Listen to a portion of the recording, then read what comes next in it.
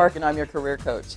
Today we're talking about resumes. Now, this is one of those areas that gives people so much angst and so much frustration and discomfort, and it just doesn't have to be that hard. My take is that people spend way too much time and money agonizing over it, so I'm going to give you all the tips that you need to make it really simple and straightforward. We're going to cover some dirty little secrets. What do you do with some of that information that might be a little bit sensitive, some of that past experience you don't necessarily want somebody to know? And then we're going to go into the do's and don'ts to keep it really straightforward and simple.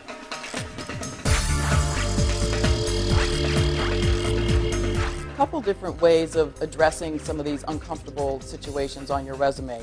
First, in the event that you were fired. Very uncomfortable, but not the end of the world. Make sure that you account for the time. You're not going to say this on the resume, but you are going to indicate that you were employed by this organization for however long it was. Even if it was less than a couple weeks, maybe we can skip it. But anything more than a month, make sure that you put it on there so that someone can check and even verify the fact that you were employed. And I'll teach you in another chapter just how you can address that in an interview, what words you might use to keep it nice and clean and safe. The other eventuality is a layoff, and that's pretty common in these economic times. So don't be embarrassed. In fact, I think you can put it on your resume if you were part of a large workforce reduction. Let's say there were 7,000 or 10,000 people laid off. You can say that you were one of those people, and it doesn't necessarily tarnish your reputation. Make sure that you understand the real reasons behind the layoff and why you were selected and maybe not somebody else, because if there was a performance-related concern, that might come out in a reference. And you need to know that to be able to kind of head it off at the pass, again, when you're in that interview situation. So, firing, leave it off the resume, talk about it later. Layoff, put it on the resume, presuming you understand some of the reasons, and be prepared to discuss it further in the interview. When I was an executive recruiter, I used to see a lot of different resumes, and the ones that frankly bothered me the most were the ones that left me hanging. So it said that you were still employed and yet you left 6 months ago. Well, gee, why haven't you updated your resume? What might you be hiding? That's not a good idea. The other ones were the ones where they said, I ended my employment on this date, and then there was nothing left for a number of months. That's not good either. So let's fill in the time from the date that you left. If it's been a couple months, it's okay. You can explain that you've just been, doing whatever around the house and getting your head about you and conducting a search.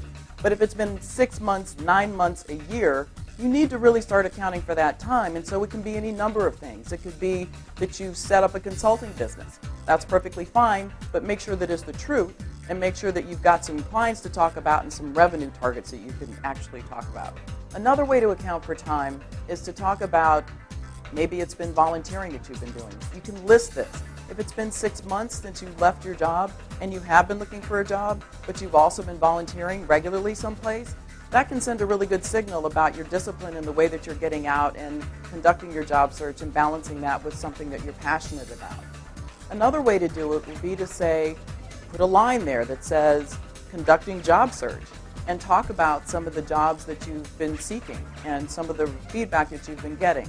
Don't be discouraged about any gaps on your resume. The point is, don't leave the hiring manager or the recruiter hanging. Be honest, straightforward, and let's get you ready for the interview.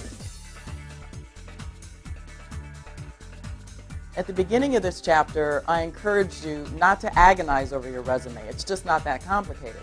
So here's some simple do's and don'ts to consider. Keep language simple and concise.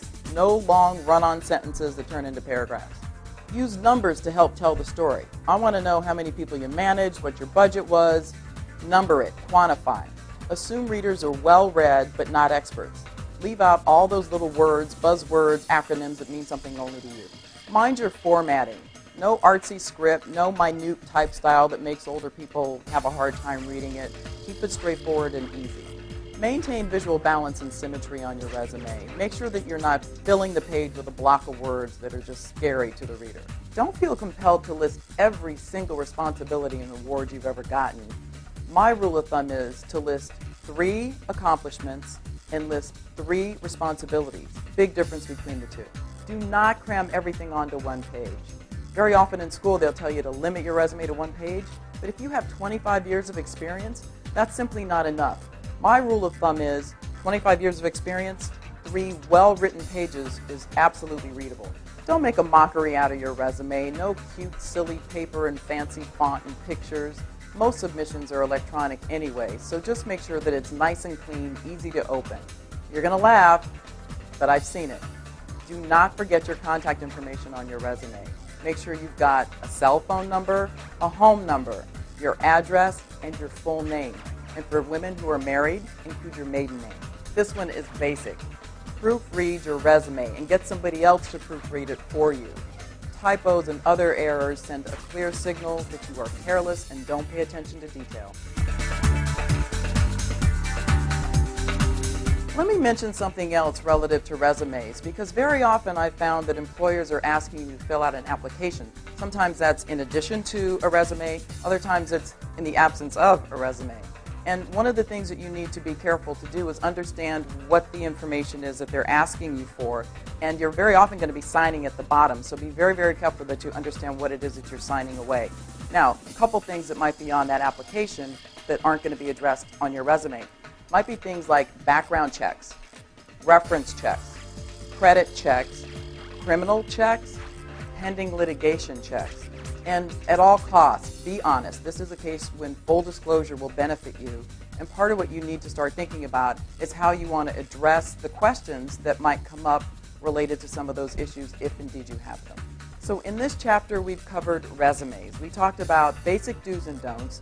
We talked about gaps that you might have had in your employment. We talked about some other sensitive or uncomfortable situations you might need to address.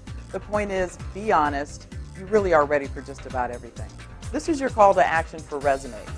Write down 3 responsibilities and 3 accomplishments. They're different. Find 3 comments or adjectives that describe you as a person, not just what you do. Lastly, be able to answer this question. What do you want someone to think when reading your resume? I'm Jenny Clark, helping you navigate your career map.